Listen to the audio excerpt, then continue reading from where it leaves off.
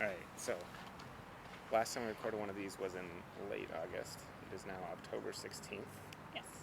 so we've neglected our duties to maintain these. We were busy We were busy. for the first half. Yeah, so I guess instead of listing everything we've done, we'll just go thing by thing. So Okay. since the last time we updated, we had a few days left in Buenos Aires, and then we took a flight. We went on Norwegian red eye to London Gatwick. We paid a little bit extra for their premium class, which was really cool. It was by no means like a business class on a traditional airline, but it made the flight way easier. We had a ton of leg room and stuff. That was great. Spent the day in London, Yeah, we got there at 4 o'clock in the morning. and then took a train into town because we arrived at Gatwick, which is south of London. Of course, we went out for coffee. It was like first found a good coffee shop. We did surprisingly a lot because we were really only in London for the night. We spent that whole morning seeing the sights. We went to Big Ben. We went to Westminster Abbey and Buckingham Palace, and I don't know. We were all over London. It felt like we saw. I think we got a pretty good sense of it. I mean, it was my second time there, but I don't know. How did you feel? That was your first and only time in London. Definitely needed a lot of caffeine. Pretty sleep deprived, but no, it was nice. I felt like we saw a lot of things considering we had been awake for like over 24 hours. Yeah. 36 hours, I guess. Yeah. And then we met your parents that night, spent the night in London, and then the next day took a train up to Edinburgh. Right. Spent 4 nights in Edinburgh. Spent 4 nights in Edinburgh. Yes. Yeah. The train was a nice experience, although the Wi-Fi was iffy. I don't know. The British trains, they're fine. Like, they're not dirty or anything. They're just, it's a little cramped feeling, I feel like. Like, the seats are really close to you. If you wanted to work on a laptop, you can't. Like, the screen has to bend forward because the seat is too close in front of you unless you get, like, business class. I don't know. In Switzerland, we definitely didn't have that feeling. The trains were far more spacious. You don't care about space No, anyways. I You're don't. tiny. I don't. Lan, you didn't try using your laptop on the train. No. Yeah. Why are we talking about trains? We were talking about Edinburgh. Okay. All right. Well, we're just talking about our experience. Edinburgh. That was my second time there. I'll let you weigh in because you saw it through fresh eyes. Well, it was beautiful because all the buildings are the same. What is it called? It's not sandstone. No, it's. I can't remember what the name of the rock. But it's the stone that's used there. Beautiful gray everywhere, very uniform. With a giant castle in the middle of the city up on the hill. It was amazing being in a place where I could understand the language. Mostly. You know, there were several times we'd pass people, hear them speaking and go, oh, you know, our brains automatically put that in the other language bin. And then after a few seconds of hearing it, you'd be like, no, that's English. That's just heavily accented. You know, we did a tour of Mary's King's Close. Mary King's Close. And the tour guide was speaking English, but with the thickest accent, and I understood maybe 75% of it. My parents understood none of it. Oh, yeah. So I know you said we met my parents in London, but just so it's clear, we were with my parents for our entire UK leg until we hit York. But yeah, they couldn't understand a single word of that. No. Same tour guide. No. And we did, we hiked up King Arthur's Seat. King Arthur's Seat. Not King Arthur, it's just Arthur's Seat. We make that. It's been a long time. Don't know a lot of Arthurs. And that was pretty cool. That was beautiful. We walked to Leith. We didn't No, walk. we didn't walk took there. an Uber to Leith, which was cool. We walked around Leith. It's the just port city. Yeah, it's like a little north of Edinburgh. I guess now it's part of the city. It used to be its own. It just had a very different vibe. I don't know. It was like relaxed, sort of port. Not touristy. Not touristy, which was really nice. I don't know. I liked everywhere there. I don't think there was an ugly place. Edinburgh just feels like I don't know. It was very touristy, but it was like still relaxed, still like a nice place. It was the type of place I would have spent more time in had I had the option. I would go back. Yeah, I think we did most of the major things. I mean, we saw the castle, we did the tour there, we did the close, we did Arthur's Seat, we did the whiskey tasting. That was our Oh, first that was one. the highlight. Yeah. Um, yeah, that was at Jeffrey Street, Whiskey and Cigar, and again, it was a guy with a pretty strong accent. I think you and I understood okay. My parents really struggled again. Hector. Hector. He's hilarious. I've never met anyone who did snuff until Hector. Yeah. That was... I didn't know that was still like a current, present day thing. Yeah, that was weird. But he was great. He talked about like... It was whiskey tasting... With a lot of history. With a lot of history. It was almost like a history like discussion, but focused on how Scotch came into being and how it affected the general politics and history of the region. It was really interesting. It was really entertaining. It was really informative. If there's a downside, it's that he didn't talk about like the individual whiskeys all that much, which kind of made sense because it wasn't just us three. There was another group of people, and they were tasting a different set of scotches. So I get why, but either way, it was worth it experience for sure. Any other notable mentions in Edinburgh? The Royal Mile. Did the Rick Steves Royal Mile tour, Yes. which is always enjoyable. We found more coffee, but not pour over. Yeah, that was a little disappointing. Um, That happened in London too. We went to a place that clearly cared about their coffee, but something we discovered is big, certainly in the UK and in Europe, is batch brew. Everyone's doing batch brew filter rather than pour over, which was really kind of disappointing. Then when we were leaving Edinburgh, we went to the museum also. National Museum of Scotland. Yes, which was also pretty cool. We didn't get as much time there to see everything, but we saw quite a bit. Pretty extensive collection. It's huge, and it's free entry, which is great. We still have to go back and donate. What else? That was when we rented a car. Yeah, and you drove. I volunteered to drive. After reading, it was like, Volunteered. well, we're going to do train, but everything we read online, Scotland's better done in a car. I was like, whatever, I can manage it. And it's like, well, automatic or stick? I'm like, well, it's cheaper to do stick, and I don't believe in automatics anyways. And I don't know if I would call that a mistake, but it certainly made the whole experience much more difficult. I wrote a whole article, so I'm not going to recap the whole thing, but let's just say the gears in my brain were the ones grinding very badly, and the first day was... Actually, the first couple days were pretty stressful. There were some very narrow roads up to Glencoe. So after Edinburgh, we went to Glasgow. That was my first experience. I don't know. The last time I'd been in Glasgow, I didn't like it that much. We were in a different part of town. It was very industrial, kind of like seedy. And, it was 11 years ago. The part that we saw we loved it. I thought it was great. It felt a lot more city-like and less like medieval remnant than like Edinburgh felt like more historical, and Glasgow felt more like modern. I don't know, what are your feelings? Yeah, no, I felt like it was slightly less touristy, more like working, more like real, I guess.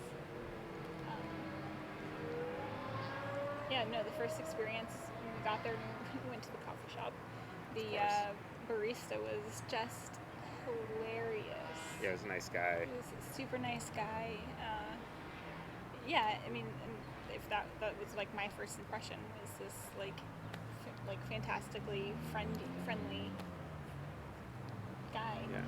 They have a subway in Glasgow, which we took, which was weirdly small and actually the loudest subway I've ever been on, but it was pretty efficient and pretty nice and inexpensive, I thought. We went to the museum while we were in Glasgow. We went to the tenement house. Awesome. What else did we do while we were in Glasgow? We went to... we only had 2 nights there, so we didn't have so much time. Yeah, I'm trying to think if there were any other... we went out to eat. You found Puffles. Yeah, I guess there's a large enough Asian community in Glasgow. The food scene there, I think, is the best that you'll find in Scotland, at least. That's all that comes to mind from Glasgow.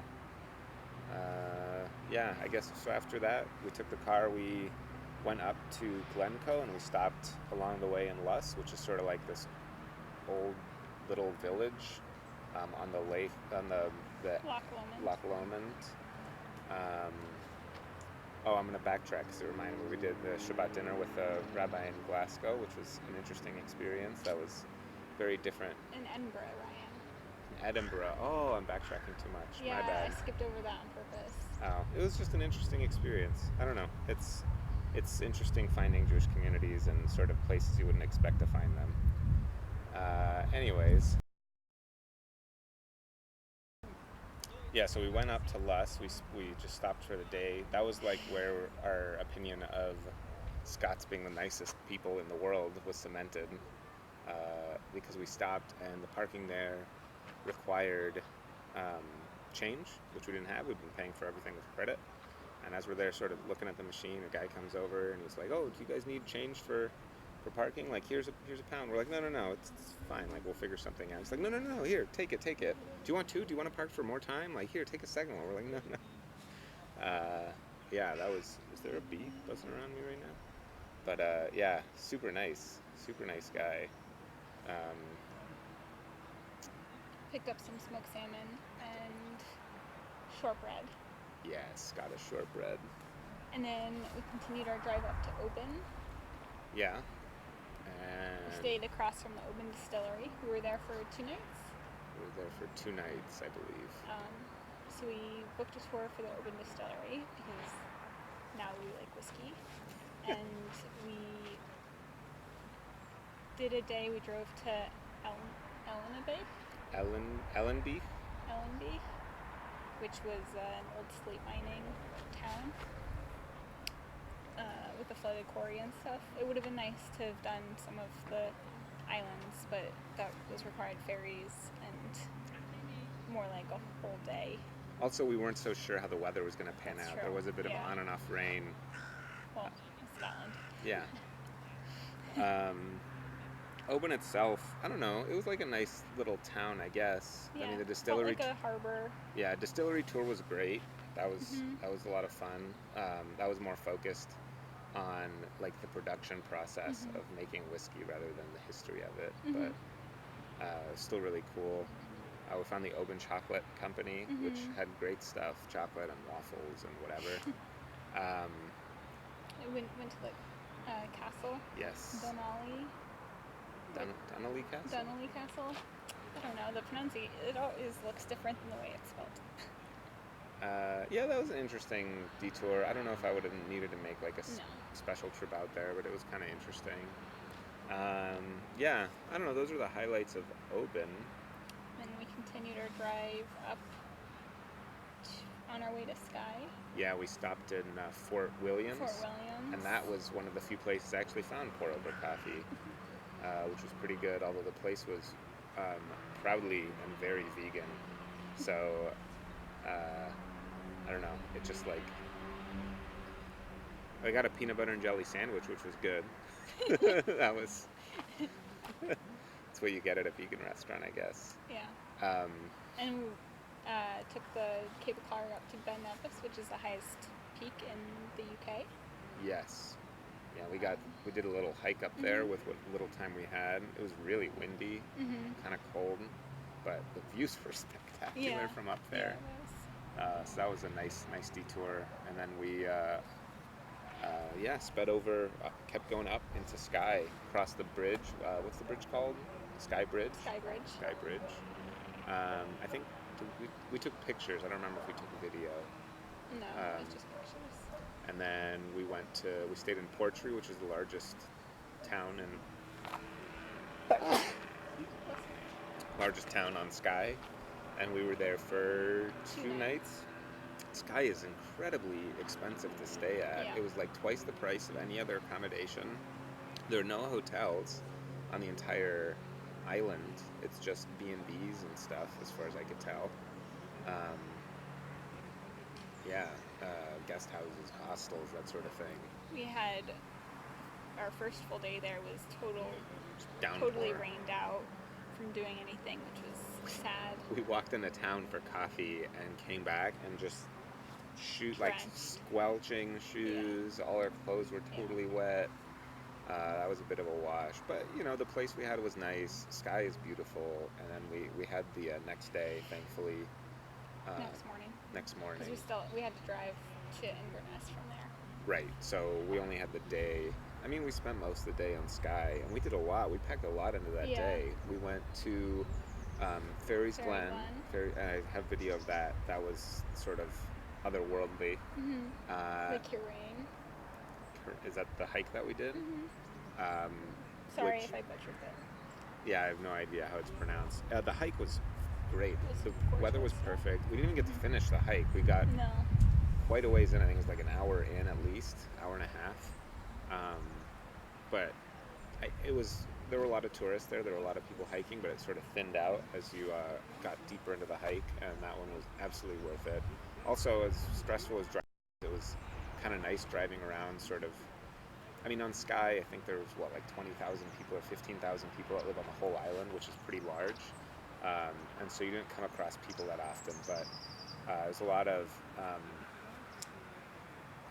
one-lane roads, by which I mean not one lane on each side, but just one lane, and there were pullouts every so often, and so you'd have to pull out if someone else was coming, or in some case I had to back downhill to get into one of those so that people could get by. Or, you had to stop and let the sheep cross the road, even if they didn't want to mosey along. We just stood in the road and stared at you, like, what are you doing? But those were the times that, I mean, not the backing out, but like driving in Skye was sort of cemented my feeling that we made the right choice to drive, because the spots that we got to that you couldn't get to without a car were just spectacular views. You would have needed a tour.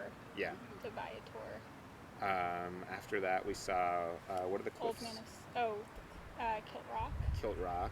That was a cool little stop. We were only there for maybe 20 minutes or so, and then we went to Old Man of Store, and that's a serious. I mean, it says like it's, I think, 2 kilometers or something, but it's a serious hike there.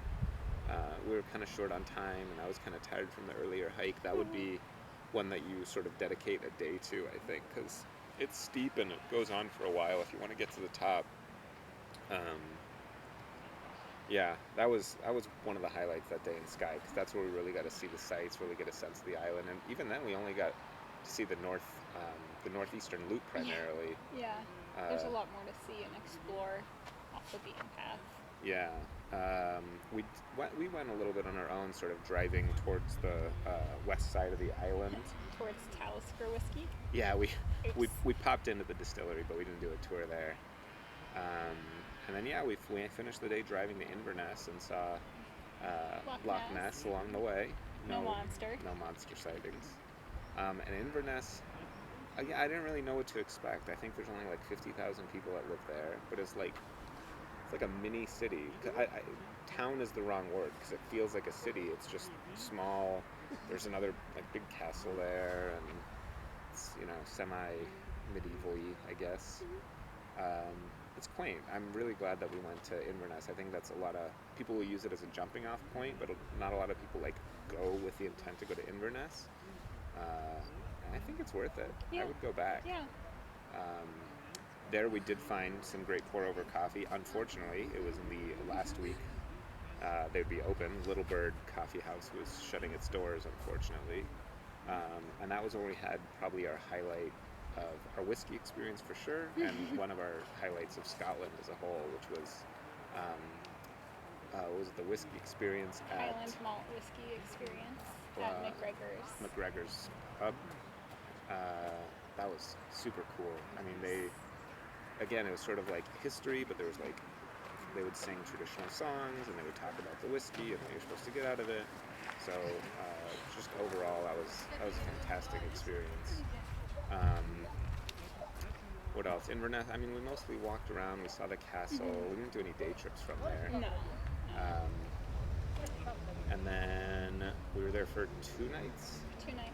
2 nights, and then we headed to Stirling. We did the drive to Stirling.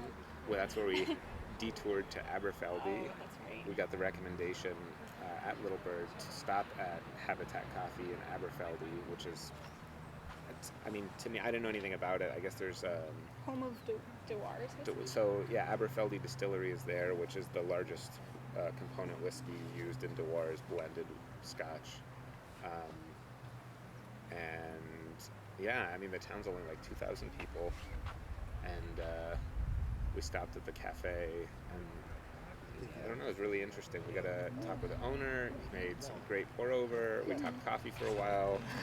We met a patron. She was, I don't know, she lived there now. She was married with a kid, but 7 years ago had solo motorcycled, I think from the UK through Africa, through some like countries that I would never even consider visiting. Sudan. Yeah, it was intense. Solo motorcycle as a female. She said she's thinking about writing a book. We told her she definitely should.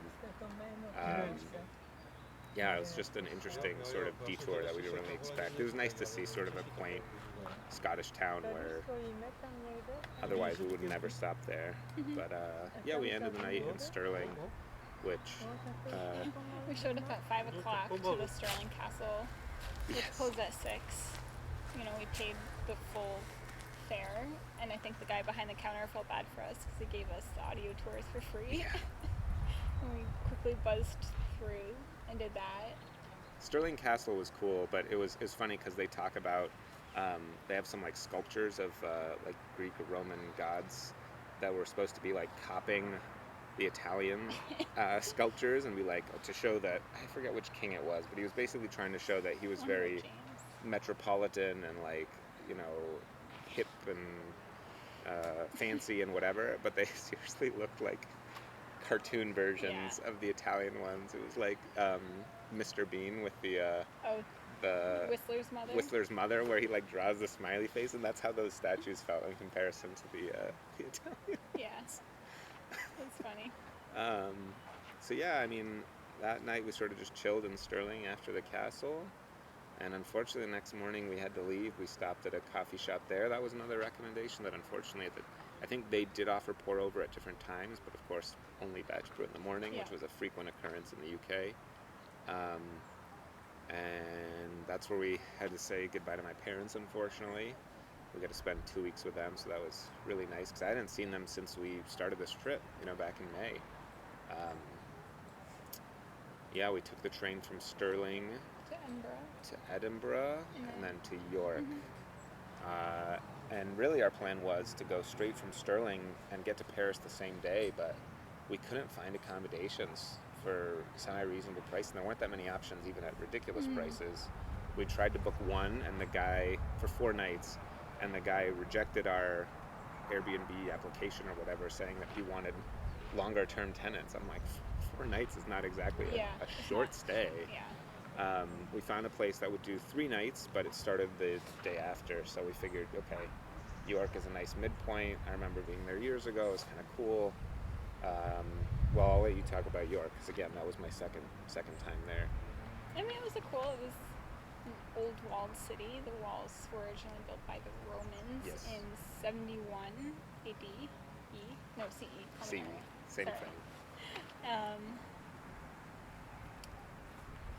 And yeah, I mean, at that point, it's slightly over like the old walled medieval towns, castles. I don't know.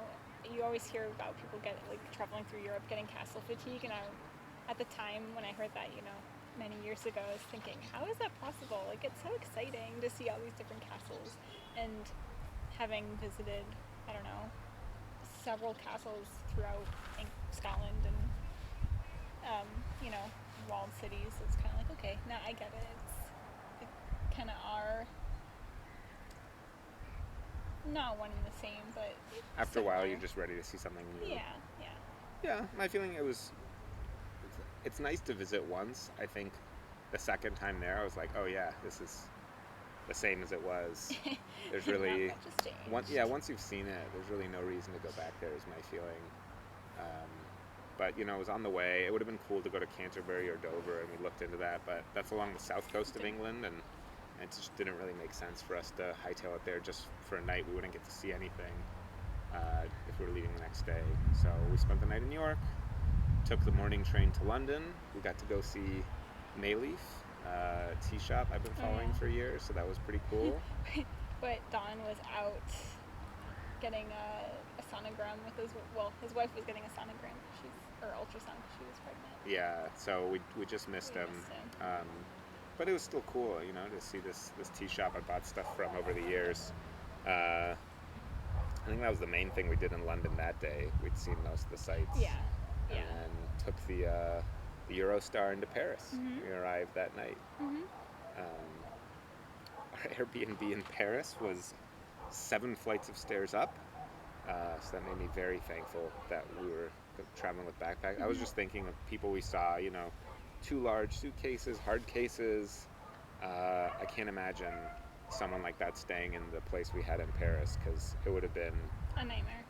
You would have had to make multiple trips, up and down these 7 flights of stairs. It's rough. Even getting to the Airbnb, you're dodging people. I honestly don't know how people do it with a suit, checked bag, and then a overhead carry-on bin, overhead carry-on. I just remember thinking, oh my gosh, I'm so happy I have my backpack.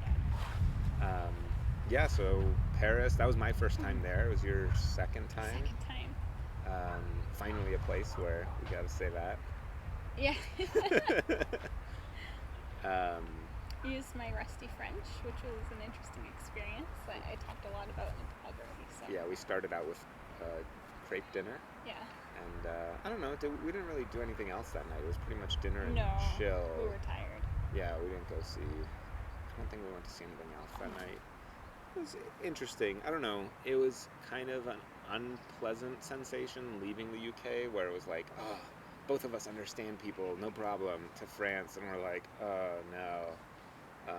Also, Paris is kind of a little grungier than a lot of the UK was, which was kind of disappointing. We had a conversation in Switzerland with some Australians where they were talking about that, and I just remember thinking, yes, it was dirtier than the rest of Europe that we've seen so far, but compared to Argentina, it was actually not that bad. I don't know, Paris was interesting. We only got a few days there. We really made good use of our time. I think we walked 25 miles in 2 days there. It's a little extreme. It was a little extreme, and it was hot. It was in the 80s.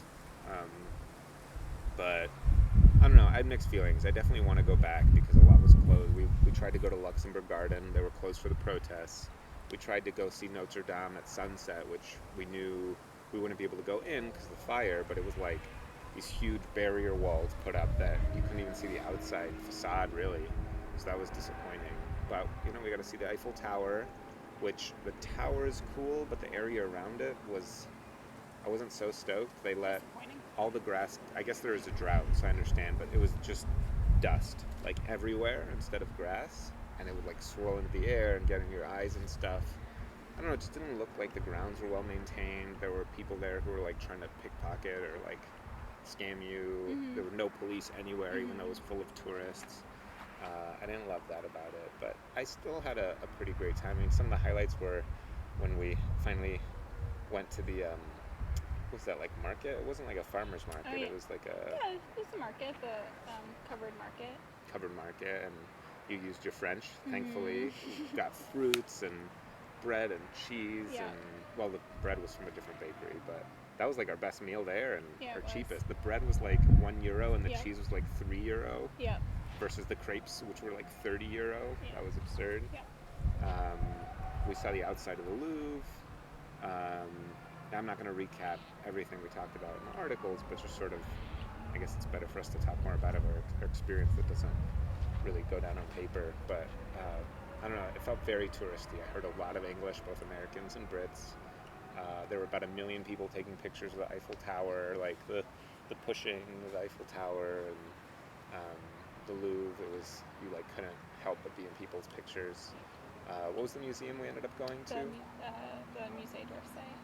That was, and we did the Rick Old Steves train station. Mm-hmm. audio tour there. That was pretty cool. That was a good. All impressionists.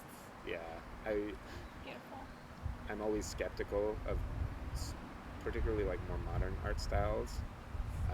I don't know. I had mixed feelings about some of the art that was there, but some of it was pretty cool. And the museum the museum itself, the building is beautiful. Yeah. Um, what else did we do in Paris? I don't know. It's like a lot of walking and just trying to see everything as much as we could, just everywhere.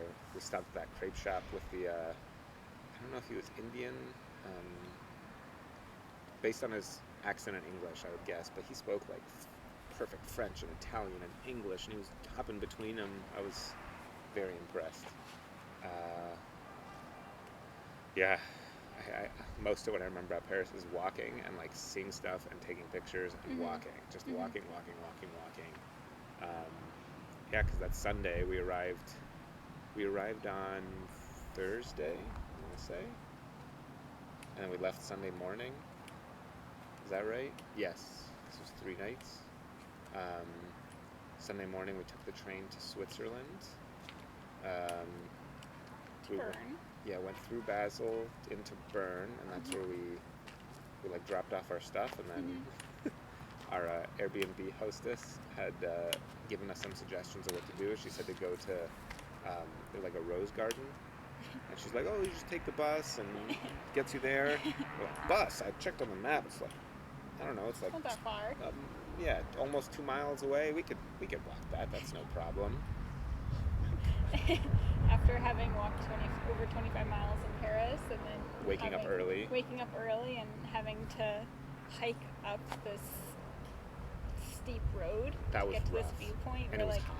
all right, maybe we should have taken the bus. I think we were all so proud of ourselves, like, oh, we don't need the bus, like, we're like fit tourists. But no, it just a combination. Like, it would have been fine like any other day, but just a combination of having gotten up early and walked a ton, and now walking again in rather warm weather was. Yeah, it was rough. We were dragging along. But Bern, I mean, that was our sort of introduction to Switzerland, and Switzerland is Beautiful. beautiful. Oh my God, it's like there are places where you see like beauty, and then you'll be like, well, yeah, but it could look like parts of Scotland that are beautiful, and you'd say, well, it looks kind of like, you know, Washington State. Like there are similarities, big tall green trees, and it's not the same. It's not saying it's the same, but it's similar. Switzerland is very unique. You would not confuse It's like a Switzerland. fairy tale. Yeah, that's what Fairy I'm saying. tale land. You're not going to confuse Switzerland for another region in the world. That's what I'm saying.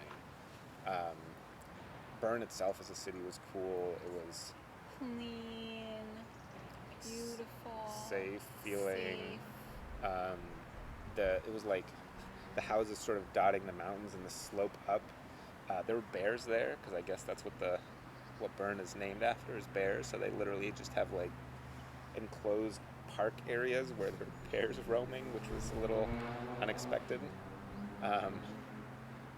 Yeah, I mean, the only downside to Switzerland is it is incredibly expensive. We ended up, thankfully, we'd packed a lunch from Paris and subsisted on that during the day, and then at night, I think I had like some cereal and like some supermarket like microwave curry. Yeah, because we were looking at restaurant price, and we're just like, no way. Yeah, we only spent the one night in Bern, but that's a town I could have spent more time. I was like jealous looking at all the university students. I'm like, you gotta be here all the time? Yeah. All the time? Yeah. And the other thing with Switzerland is there's 4 main languages, but like it changes on the. I think 3. No, there's like Romani is Oh, another language. really? Mm-hmm. I thought there were only the Italian, German, and French were the And Romani. official languages. Oh, okay. But it varies, depends on what region you're in, like what people speak, and it was like really difficult for us because we couldn't, like it's really hard to tell like what language you're supposed to be speaking, and also like how to pronounce things. For whatever reason, we couldn't find online like good resources for that. Right, and like most of our time was spent in the Swiss German parts, but even then, Swiss German is very different from German. Apparently, it's more like Yiddish than like German from Germany. And it clearly has like French, you know, danke is thank you in German, but I forget the phrase, but it's like merci something in Swiss German. Like grazie. Grazie is how to say hi. Grazie. But then That's hello. Grazie.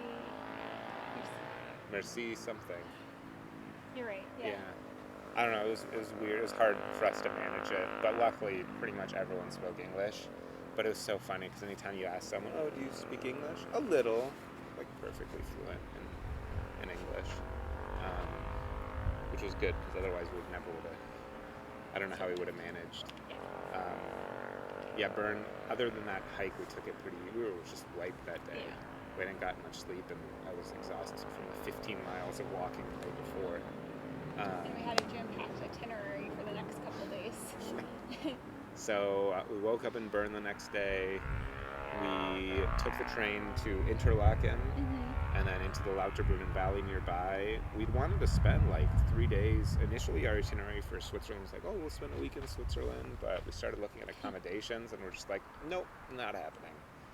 We wanted to spend. Got shaved off left and right. We wanted to do like 3 nights in Lauterbrunnen, and in the end, we just made it a day trip on the way from Bern to Lucerne. But that was, oh my gosh, that was phenomenal. I mean, you get to Interlaken, and you're like, oh wow, it is really pretty. And you take the train to Lauterbrunnen, and you're like, Interlaken's the worst. Lauterbrunnen's where it's at. And then we took the like car that went up to Wengen, sort of part way up to the like Jungfrau. It's like the higher. I don't know if it's the highest peak. Wengen is like one of the little towns on the way up that way.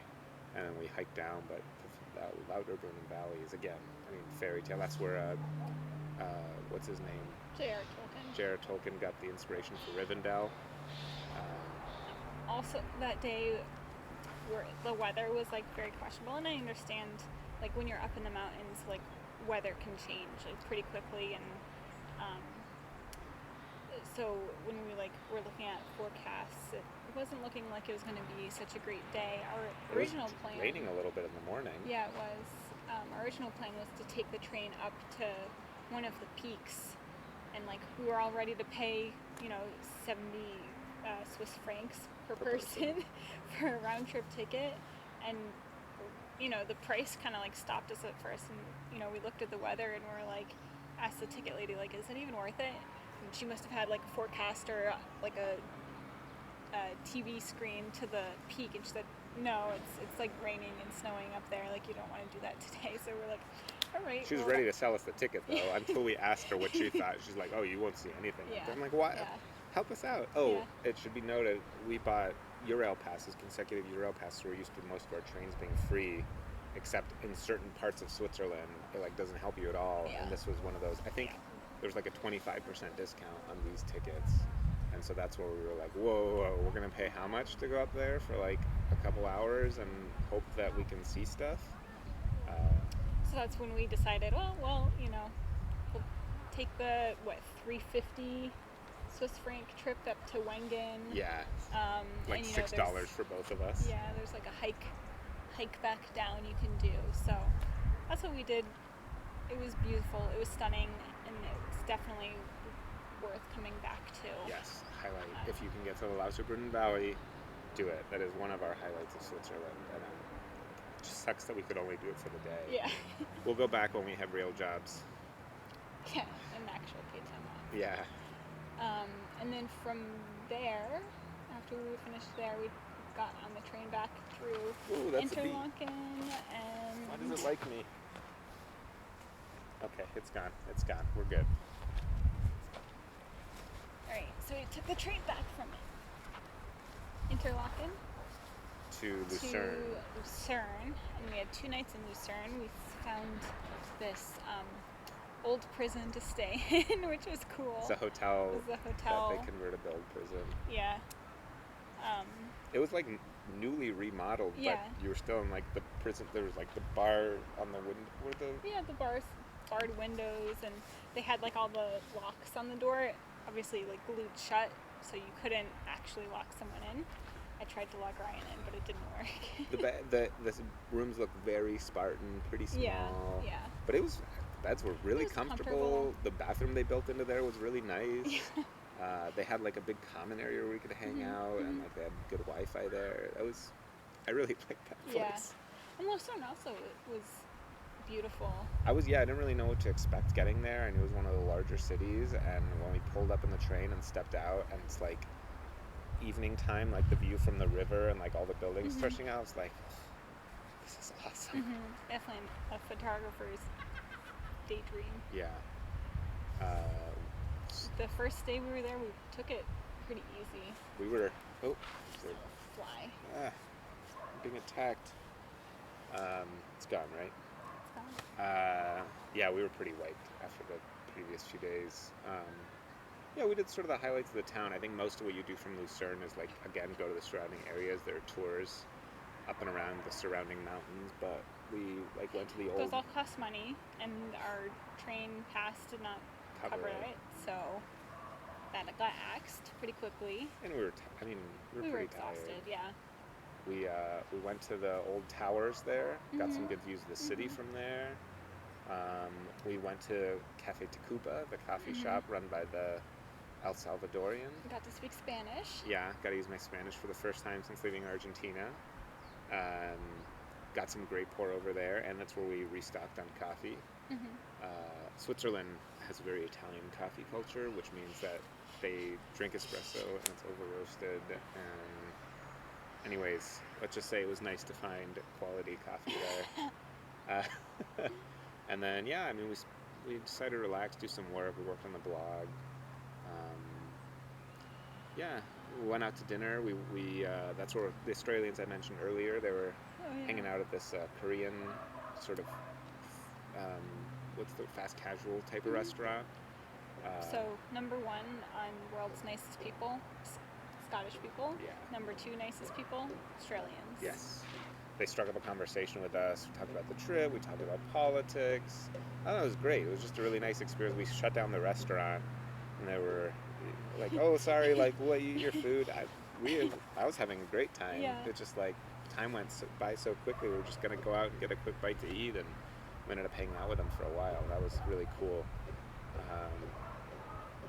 Yeah, and went to bed, and the next morning was back to the train because we were gonna head to the Bernina Express. Which is a route that takes you over the Alps and down into Italy. So On the eastern part of Switzerland. Eastern, yes, yeah. We took the train all the way from Lucerne all the way to Burgoon. Dropped off our stuff at the hotel. By the way, Burgoon is all the towns along the Bernina Express route are like these picturesque little Swiss towns. You could stop in like any one of them and be content. You could spend at least a week along the Bernina Express just hanging out and doing hikes and like seeing the town. Yeah. It's beautiful. It Again, is. expensive, but that's Switzerland for you. Yeah. You get what you pay for. You really do. Gorgeous vistas, clean, small towns, no crime. It was striking how I've never seen this in any other country. There was not a single rundown building. New or old, it looked well maintained, it looked freshly painted, like anywhere. Rural, urban, it didn't matter. I couldn't believe it. So yeah, we dropped our stuff off. We took the train back to Philly for one stop. Checked out there's it's not an aqueduct, it's a viaduct. Thank you. Where the train goes over. It was kind of a trip because it goes over this sort of the viaduct and bridge directly into the side of a cliff, and you're just like all of a sudden it's like outside. That's the side of a mountain. It's a little jarring. And then we were gonna take the train past Burgoon to Preda and then do a hike down and hike back to Burgoon. Right, and we started. And then, because we're up in the mountains, came across this like giant like wall of fog. Yeah, wall of fog and cold air blowing at us, and clearly this storm system was like coming our way, and it was definitely not blue sky, so we nixed that. Yeah, it started raining as we doubled back 15-20 minutes to the train station, took the train back, and by the time we got on the train it was pouring, so we made the right call. And then I think we got to Burgoon and it was like normal, no rain. And it's like a 20-minute ride. It's close. They're close to each other, just like a small passing storm, but the hike was not tenable. We found this great barbecue place on the edge of town. And Burgoon is tiny. It's a tiny, tiny town. I think they have one grocery store. And it was family run. The staff was super friendly. There was someone who spoke English. Surprisingly good barbecue. Good food. Yeah, that was fantastic. The hotel we stayed in was really nice. Yep. The breakfast was great. Yep. And yeah, the next morning we were supposed to continue on. We really didn't know, okay, do we do the hike that we didn't get to do today, or do we go what we were planning on doing, which is a Morteratsch, I don't know, pronunciation is like the glacier. And we opted to do that. That was a really nice hike also. This big glacier. It was nice to get walking again. We've been on the train quite a bit. That was a nice hike. It was perfect temperature. The weather was nice. And then we got back on the train and finished out the Bernina Express, which was the rest of the day. But that was a trip because the way the Bernina Express works, you can get the panoramic cars where the windows stretch like from your waist level all the way to above you, so you get great views of the whole thing. But you have to pay extra to do that. Whereas with I don't think you can get on and off. No. I think you have just like you have assigned seat. seat. That's it. Yeah, we were using it to hop on and hop off on the regular train, but we got on at one point because they have one or two cars that are like normal, and you don't need a ticket to get on them. And we were the only ones on the car. We had it all to ourselves, and with the regular ones you can open the window. With the panoramic ones you cannot, and that means if you want to take pictures and stuff, like you're going to get glass reflection if you're taking through the window. But we could just open the window, we video outside, we take pictures, and that the views down the Bernina. Go from one side to the other as the views change. Yeah, that was a lot of fun. We were having a great time. We recorded some videos of that also, and just again, all of Switzerland. But the views are just amazing. You're like looking down into the valley towards the edge of the country as you're heading towards Italy, and then I was sad when it ended. We arrived in Tirano, which is in the north of Italy, and immediately there was like a striking difference. Like there were some buildings. I mean, it's a nice enough place, but there were a couple buildings that were in disrepair, and it was just like we didn't see any of that in Switzerland. We're like, okay, we're not in Switzerland anymore. Gosh, this is going to be a long video. This was already a few weeks ago. Yeah. All right, we'll maybe speed it up a little bit. Well, let's be honest. Whoever's watching this video is probably watching at 1.5 speed anyways. Well, only you do that. No, David he watched our last video. He told me he did the same thing. So yeah, we took the train to Lecco. I'm a little insulted.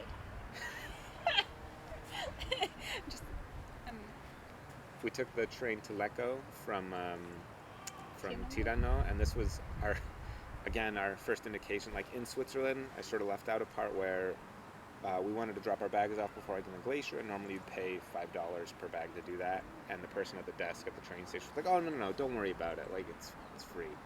Get to Italy. Our train to Lecco is 20 minutes late. We arrived at our Airbnb. We were supposed to get there, arrive at the Airbnb at 8. We arrived at like 8:15 or so. And we were told we had to pay a €10 late fee, so that was super cool. And I was like, but it's not like our fault the train was late, and really we arrived 15 minutes after the time, and they were like, well, everyone knows the trains run late in Italy. Well, I just came from Switzerland where the trains run on time. So that was quite the introduction. Lecco is on the banks of Lake Como, so that wasn't our first time in Lake Como, but we decided to recreate. We'd been in Italy a couple years ago. I thought you said we were speeding it up. This is me speeding it up. I'm talking faster. Okay, fine. I was just going to cut out chunks. No, I don't want to. People presumably want to hear about our experiences, and we're cutting stuff out. Okay. So we want to create morning that we had the last time we were in Lake Como, so we took the train the opposite direction the next morning to Verona and had coffee on the banks of Lake Como, which was super cool. We got to recreate a photo that we'd had. I'm pretty sure we sat at the same table by chance. No? Yeah, I'm just letting you go with it. No. I'm not the only one talking here. Okay, you can tell us about the day in Florence, that first day in Florence. Okay, so from Verona, we went to Florence and, I don't know, hit up the gelato place that we liked, and then got back on the train to head to Arezzo. And that's where we've been for the past 20 days? This is our 19th day in Arezzo. Over that time, we've spent a lot of it chilling here. Mm-hmm. It's been really nice. Honestly, Arezzo, we didn't know how much we'd like it at first, but it's grown on us a lot. We found a market here that's like a co-op farmers market. That does lunch, like it's like home style food for lunch. That's very, very reasonably priced. Using all the products that they sell there. Using all like fresh, organic, like local produce. It's out of this world. And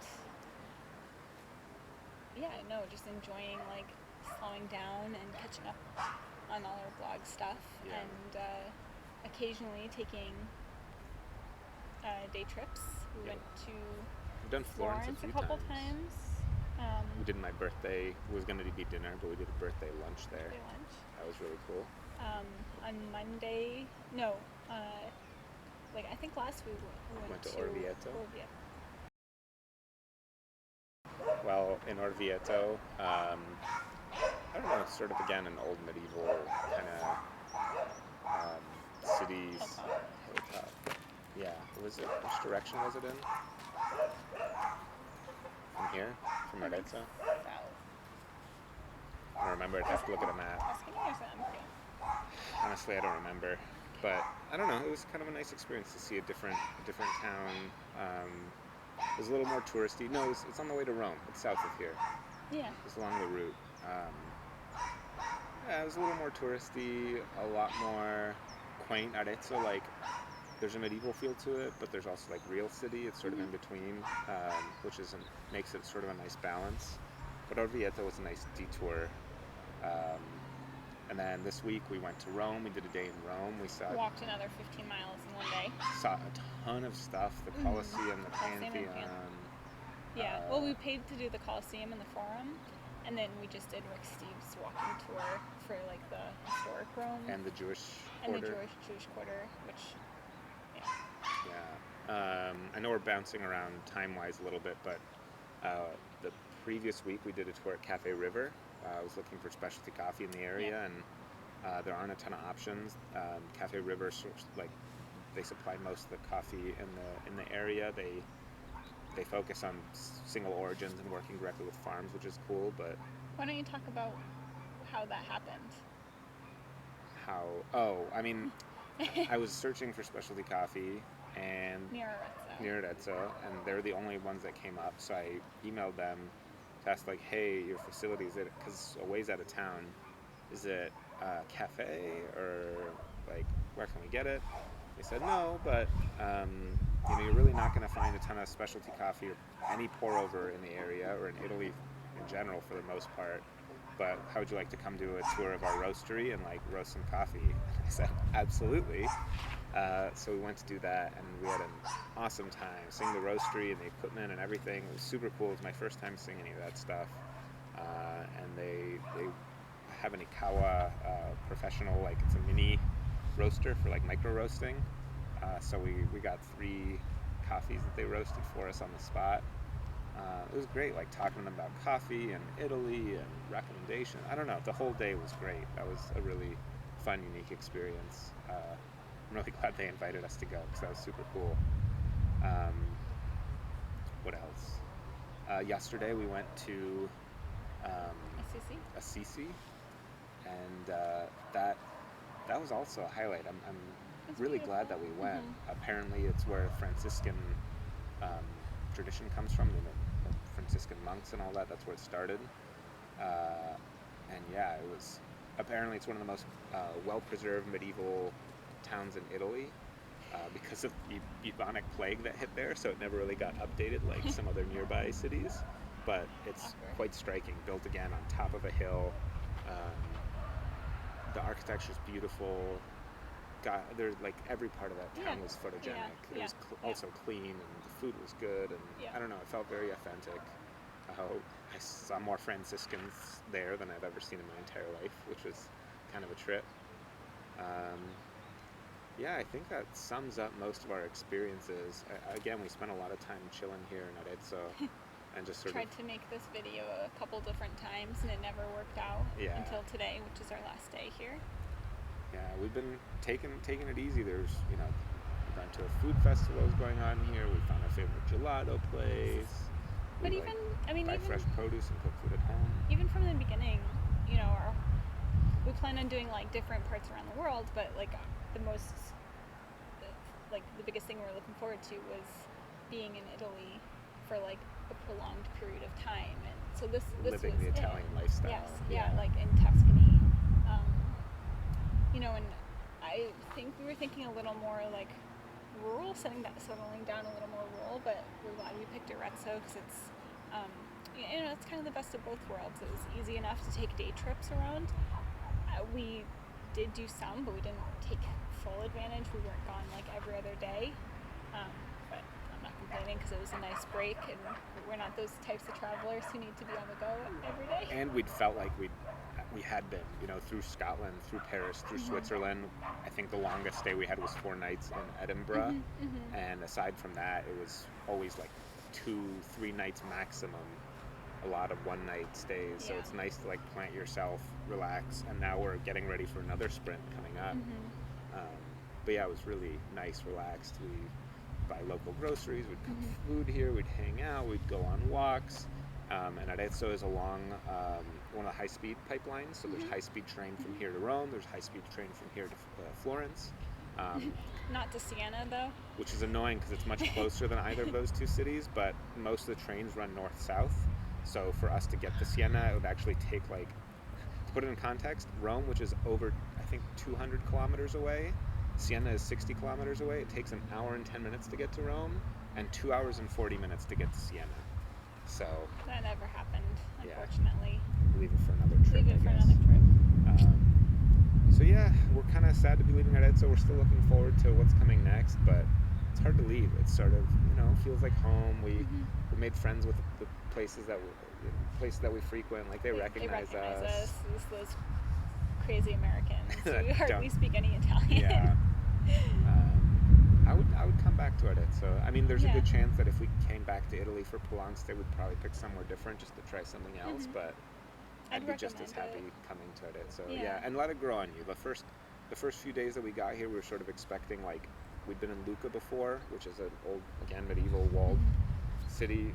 It just, Arezzo's not quite as touristy, but it's a nice balance. And if you sort of figure out how you want to live here, it's really nice experience. It doesn't feel as Disneyland as some of those other places might, but no, I would highly recommend it. So this week we're going to be taking the overnight train to Sicily, and yeah, I mean, I guess I could talk about our itinerary, but this video is long enough, so I'll leave it with goodbye to Arezzo tomorrow, spend the day in Rome, and take the overnight to Sicily, starting in Taormina. If you made it to the end of this video, congratulations. You've wasted a lot of your day, probably. Unless you played this at 2 times speed, in which case I hope you understood. And we sounded like chickens the whole time. Exactly. Yeah, any other updates for people back home? Nope. Okay, I guess that's the end of it. Ciao!